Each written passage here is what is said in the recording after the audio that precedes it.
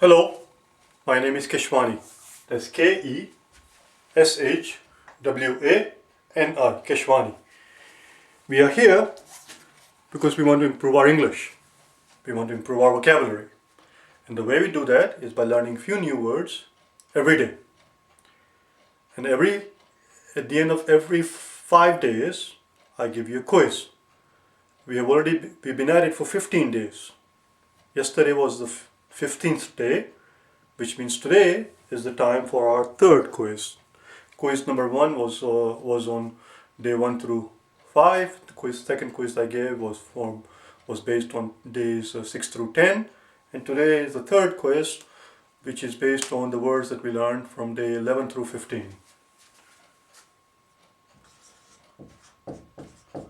Quiz 3. Day 11 through 15. So if you're looking for any particular quiz, just type in Keshwani Prep dash vocab dash and then quiz and then the number. It will pop right up. Just put in this tag in the YouTube, it will come right up. Or if you're looking for a particular day, then instead of a quiz here, you put down day 15 or day 13, whatever it is. Let's get going. Starting from day 11. Now listen, you cannot take this quiz that you're about to take unless you have actually watched those videos, day 11 through 15, and have mastered the words and learned the words properly. Because I will not have a luxury of stopping and waiting to give you the time to come up with the answer. I will put the word on the blackboard and immediately will give the answer, because we got to keep going. We got to cover all the days of 5 words in one video. Okay? So make sure that if you have not watched, if you have not learned, and if you have not watched the previous 5 videos, day 11 through 15, then make sure that you do so before you watch this quiz, or before you take this quiz rather. Let's go. Day number 11. The very first word we learned was quotidian. And again, I will not also spend the time to write down the pronunciation like I always do, like I usually do, because we don't have the luxury of time. What does quotidian mean? Quotidian simply means an everyday routine. An everyday routine. An humdrum routine, if you like. An humdrum routine, something that is a commonplace. Something that is a commonplace. People usually talk about a quotidian existence, a quotidian job people talk about. So if you hear someone complaining about a job being quotidian, what they're saying is that their job is very humdrum, is a routine thing, they do it day in and day out, there is no excitement, there is no challenge. It's mind-numbing. That's what quotidian means. The next word that we learned on day number 11 was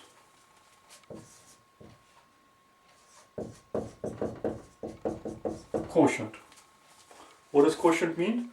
Quotient is a result that you obtain when you divide one number by the other. Let's see, how did I put down here? Is the result that one obtains when one divides one number by another. For example, 18 divided by or 16 divided by 8, the answer is 2. This 2 is called quotient. And the reason I covered this word quotient is, as I explained in detail, if you watched day number 11, I covered them in more detail. The reason I wanted to do this word is because a lot of the times I find students, when I'm doing the math portion of this exam, they confuse the concept of quotient with the concept of remainder. They think the remainder is the quotient. This is the quotient. Quotient simply means is the answer, not the leftover at the end. It is the answer that you obtain as a result of the division. The next 2 words that we covered were very simple words. The words were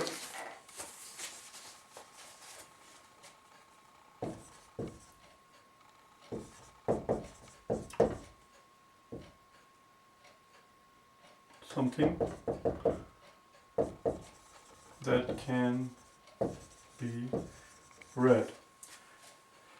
If somebody's if something is something that can be read, it is described as legible, as opposed to illegible, which is something that can not be read. So usually we see this word, we see the word illegible. Somebody would complain that this handwriting is illegible. I cannot read it. It's not readable. Sometimes people complain about the handwriting of a doctor or attorney being illegible. Their handwriting is very difficult to decipher. That's all. The next word we talked about on day number 11. Oh, I shouldn't have erased day 11.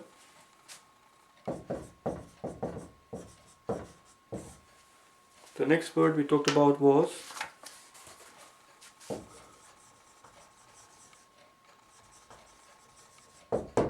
penultimate.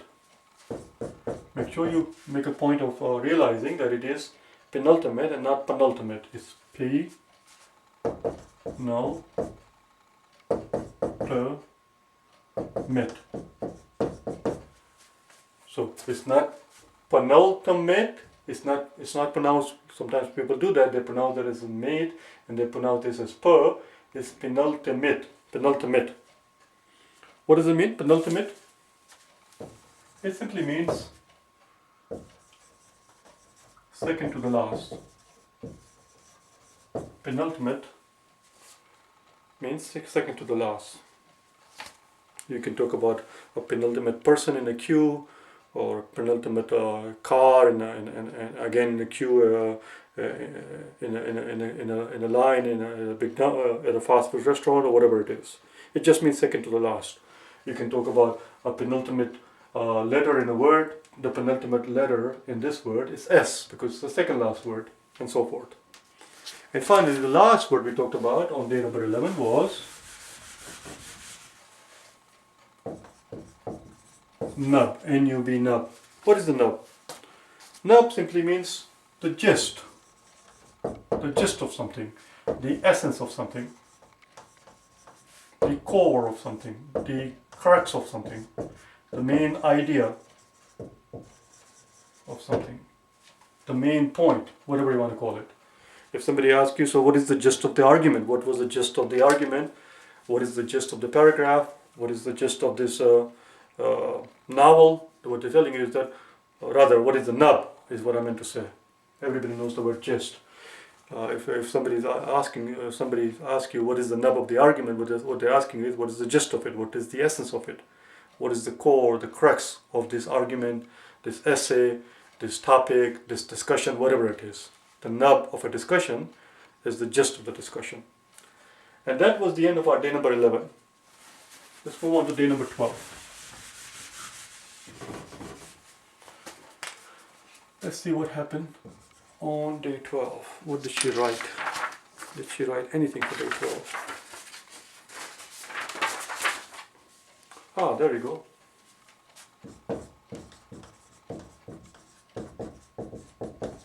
Again, I'm not putting the pronunciation of each word, as if you watch the regular videos, as I keep reminding you, you will know, or presumably you already have watched them because you've taken the quiz, so you know that I always make a point of putting the pronunciation of every word, just to make sure that I do not end up making a fool of myself, which is exactly what you should do. You cannot simply go by the looks of the word and try to pronounce it the way the word is written, because a lot of the time in English language it doesn't pan out, it doesn't work out, and you will end up making a fool of yourself.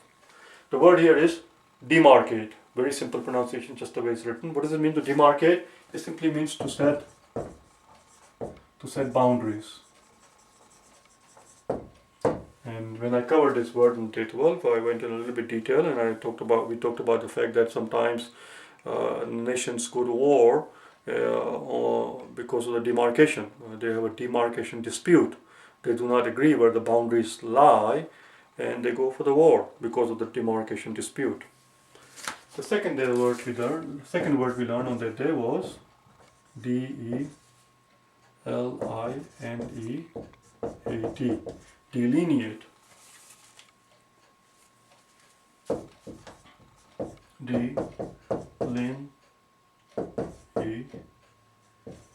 To delineate something is to draw or to trace something, to trace something out, to draw something, to make an outline of something, It means to delineate, to sketch something is called delineation. Or simply to describe something. It doesn't have to be a sketch, it doesn't have to be drawing, it doesn't have to be an outline. You can even delineate an event, a crime scene, for example. It simply means to describe it in words.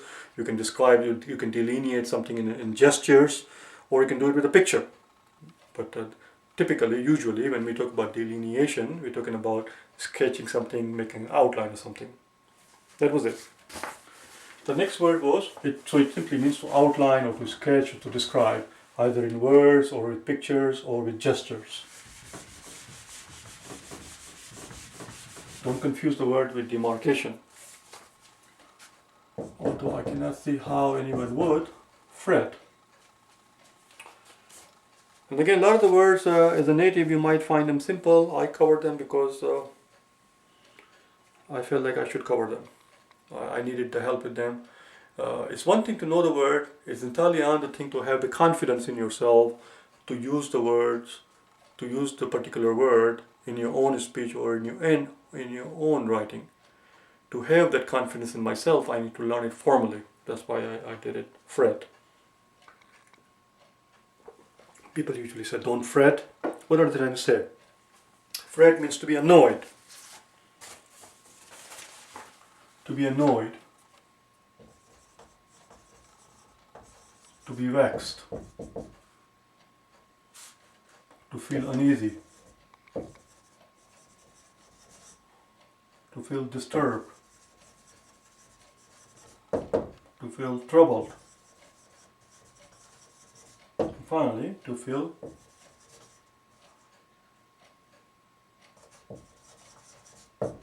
now, if you're having trouble reading my handwriting, don't complain about that. Don't say that I cannot read what you're writing here in this nasty manner, because these are already covered. If you watch the day number 12, you will see them, and I take my time and write them properly, and it's all there. Okay, that's what fret means. Fret means that if somebody says don't fret, what they're telling is that don't be annoyed by it, don't vex, don't be disturbed by it, don't be troubled by it, don't get agitated. They're just trying to tell you, just ignore it. Don't fret. Let's go to the next word.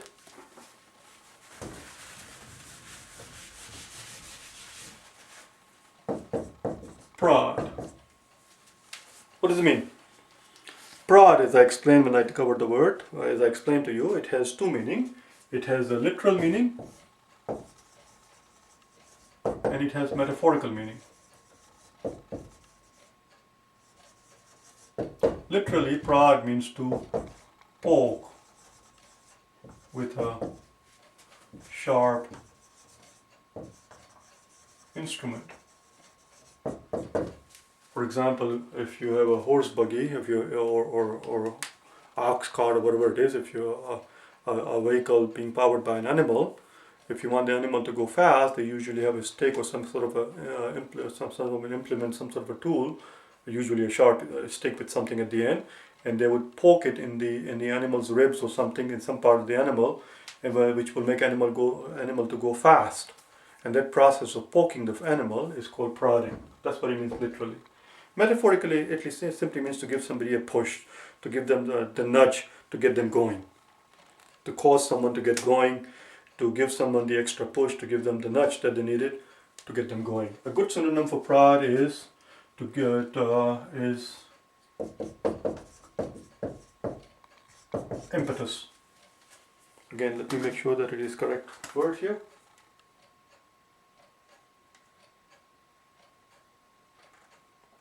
It takes a second, but it's a good idea because I don't want to misspell it. Yep. I'm going to put this on the side so we can learn this word formally in the future. An impetus is, like I said, an extra push, the extra nudge that one needs to get going. The last word we learned on day number 12 was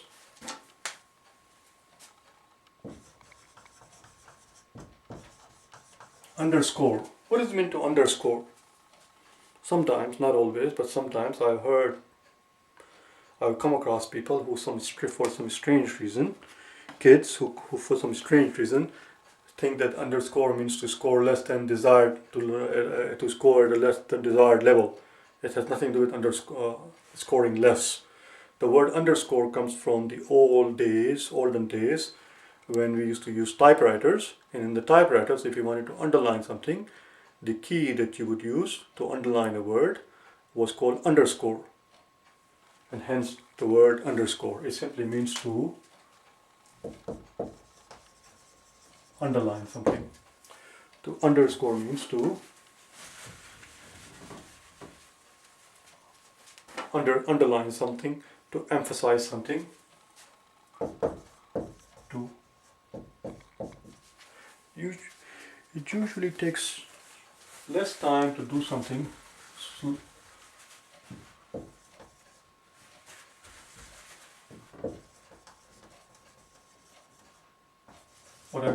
what I was about to say is that usually it takes longer to do things fast. Just take your time and spell it properly. Emphasize, it means to highlight, to underline, to highlight, to emphasize, to bring to attention. And that is called to underscore. To underscore a point means to highlight a point, to underline a point, to bring it out, to accentuate. Here's a good word. Accentuate. Let's see, how does one spell it? ACCENTUATE, I believe. Voila. To accentuate.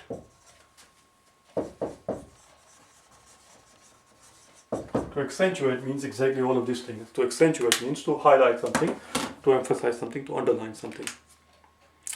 And that was the end of day number 2. Let's move on to day number 13. I didn't mean 2, I meant to say 12. Day 13. Let's see, what did we learn on day 13?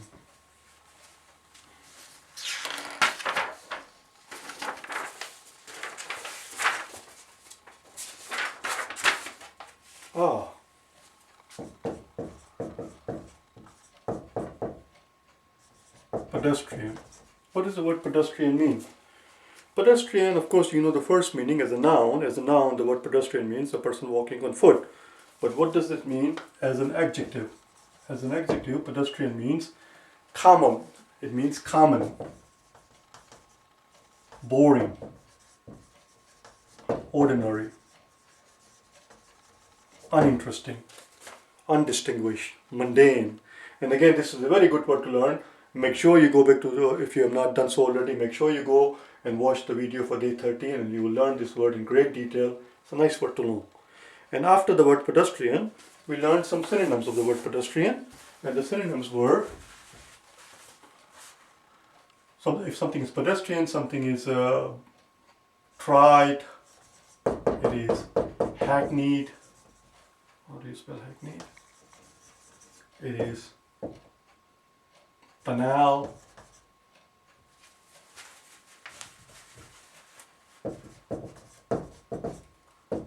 It is prosaic. It is soporific. And finally, something that is a cliche. A cliche is an overused expression. And if it's an overused expression, it loses the originality. It becomes very common. It becomes very dull. It loses the punch. It loses the effect. It becomes, it has no efficacy anymore. And therefore it loses, like I said, it loses the life of it. Cliche.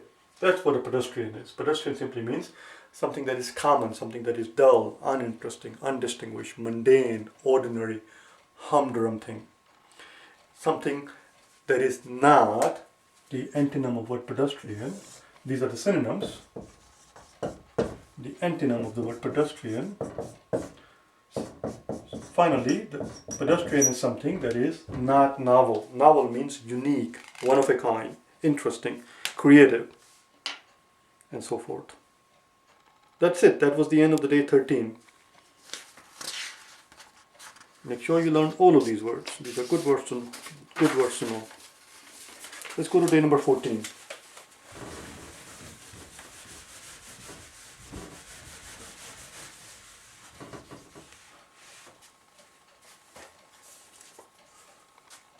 On day 14, we talked about the word extinct.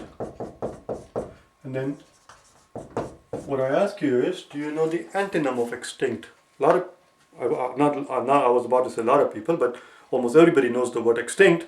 But if you ask them what is the opposite of it, what is the antonym of it, extinct means something that does not exist, obviously. So what do you call something that does exist still, or a species that still exists? Human beings are not extinct. Human beings are extant.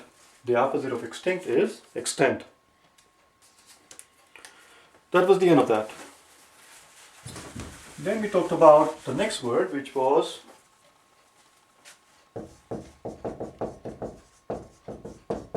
this word. It has two different pronunciations.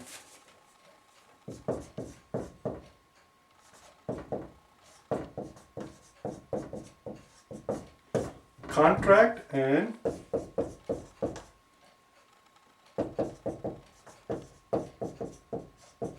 as you can see, it's the beginning part that is different. The rest is the same.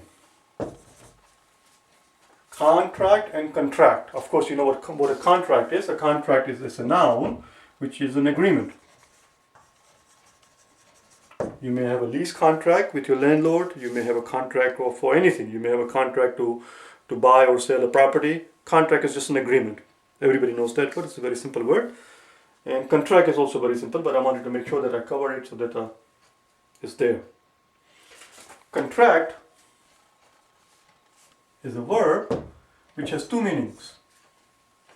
One meaning is to catch a disease. To contract something means to catch disease, to become infectious.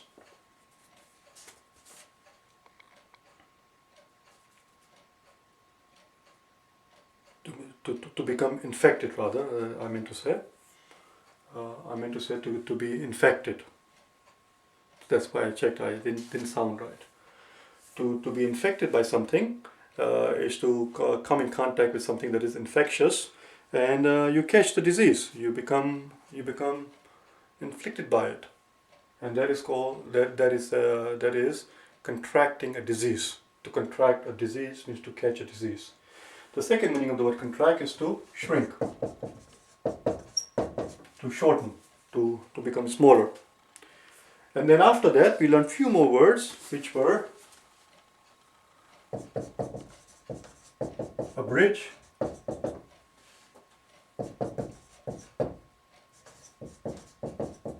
truncate, abbreviate, and finally curtail. All of these four words, abridge, contract, abridge, curtail, truncate, and abbreviate, they all mean to shorten something, but they have different nuances. Nuance means simply, nuance is a shade of meaning. Nuance means minor differences or subtle changes in the shades of the meaning. It's the very first word we did on the very first day, nuance. They have different nuances, which is why I covered them. And again, you will find them in more detail in the video itself. What does abridge mean? Very quickly, abridge usually applies to a work of literature, where you have a textbook or whatever it is, a classic, maybe a 500-page or a 1,000-page book, and you summarize it into a 100-page or 50-page or even 10-page. And that is called the abridged version of the work, which means simply to reduce the length of a written work, to reduce the length of a piece of literature. What does it mean to truncate? Truncate also means to shorten something, but shorten something in the physical sense of the word, where you take it and you cut something off, literally cut it off. It's too long, so you cut 2 inches off, or you cut 2 feet off, you're truncating it. Abridge is not that. Abridge, as I explained, means to summarize something. It doesn't mean to literally tear off a few pages. What does it mean to abbreviate? Abbreviate also means to shorten something, but not a piece of literature, but rather a word. If you shorten just a word, it's called an abbreviation. And the example that I used was, here's the example that I used for abbreviate, was recap. A recap, people talk about a recap and they understand what recap means, but recap is not a real word. Recap is actually an abbreviation. It's an abbreviation of the word recapitulate. We'll learn that in the future too. Recapitulate simply means to summarize something. Well, actually, you know what that means. If you know the word recap, you know what it means. But recap is actually an abbreviation of the word recapitulation. The noun is recapitulation. So that's an abbreviation, very short in the word. Curtail is a freelance word which simply means to cut something or to abbreviate something. That was the end of day number 14. Let's go on to our last day, day number 15.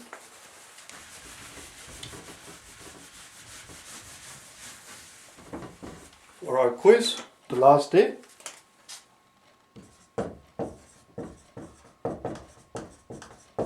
Regiment. What does it mean, regiment? It just means to follow a strict set of orders or a strict set of rules. To follow strict set of orders or rules.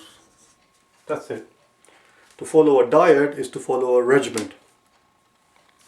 If you say to yourself that I'm going to learn 3 words every day or 5 words every day, that's a regiment. If you follow it, that's called following a regiment. Then we talked about these 2 words.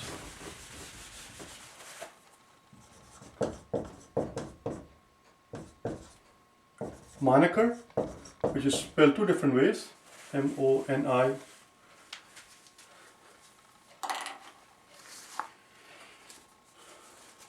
K-E-R. I want to put down the spelling that I prefer first. Or C-K-E-R, moniker. And then we learned the word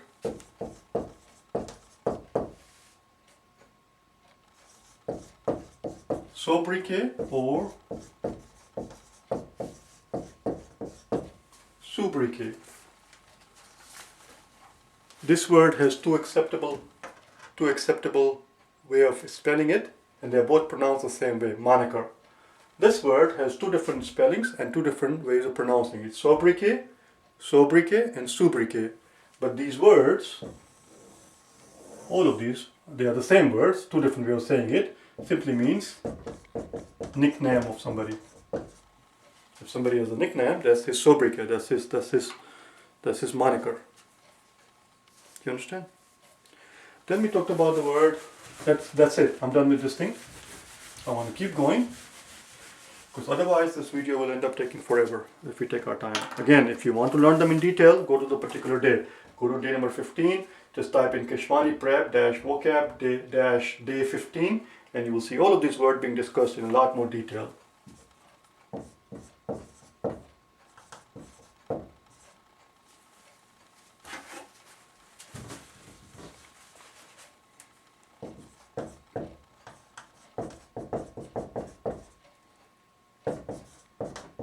Prerogative.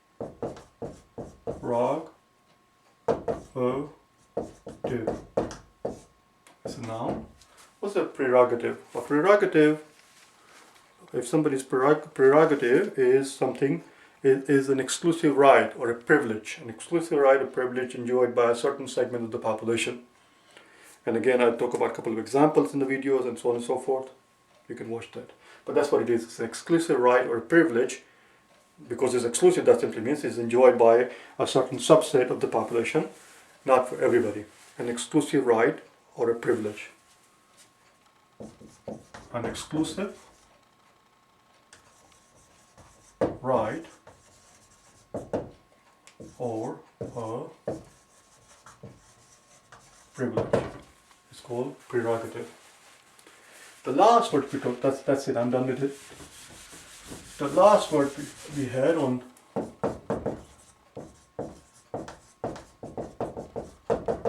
day number 15 was, this marker is beginning to die, was an aberration. An aberration is a deviation from norm.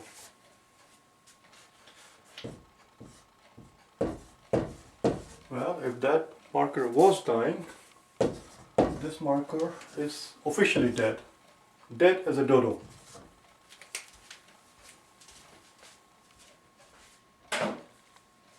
dead as a dodo, in case you have not heard of that expression. Why dead is a dodo? Because dodo is a bird that is extinct. Dodo is not extant. Dodo does not exist anymore. He is not extant. Like dinosaurs, dodo is not extant. He is extinct. Hence the expression dead as a dodo. That marker was dead as a dodo.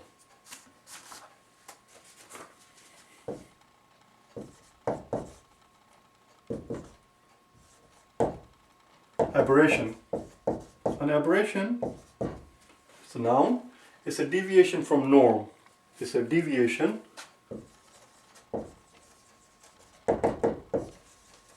from norm.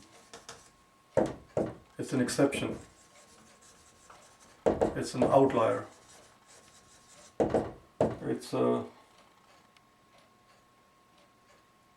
It's something that happens once in a while, something that happens once in a blue moon. It's a one-off thing. It's not a regular occurrence, is what it means. So if something is described as an aberration, what you're saying is that it's not something that happens every day. Today is just an exception. Do you understand? That's it. Why does the school bus came this way? Usually it comes from the opposite direction. Why did he come this way? It's just an aberration. They're having construction on that side of the street, so he went around in a detour, and therefore he came from the opposite directions. It was an aberration. It's a one-off thing. It's a deviation from norm. That's all. Do you understand? Although I'm not sure if that was a good example, because I had to look it up now. It got me curious. I'm not sure if it has a connotation of, if it has a negative connotation, or if it has a connotation of a wrongdoing. I'll have to look it up and learn it myself. But for the time being, it does mean a deviation from norm. If it does have a connotation of wrongdoing or negative connotation, then the example that I talked about would not work, obviously. I'll have to check. You can check it too. But that was the end of it. That's the end of our quiz.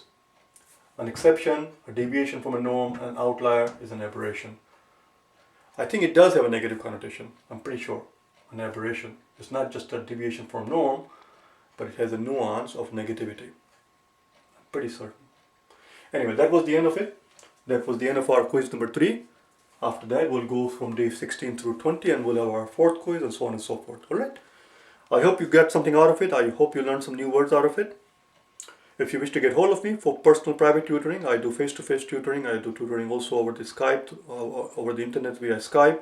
And I also provide tutoring services over the telephone for these exams that you can see there, these tests, the GRE, the GMAT, SAT, and the TOEFL. Just go to any of the website addresses that you see there and send me an email. Or you can simply go to kashwaniprep.com and send me an email from there. Alright? Thanks. And I'll do whatever I can to help you prepare for the exam that you're about to take. Okay?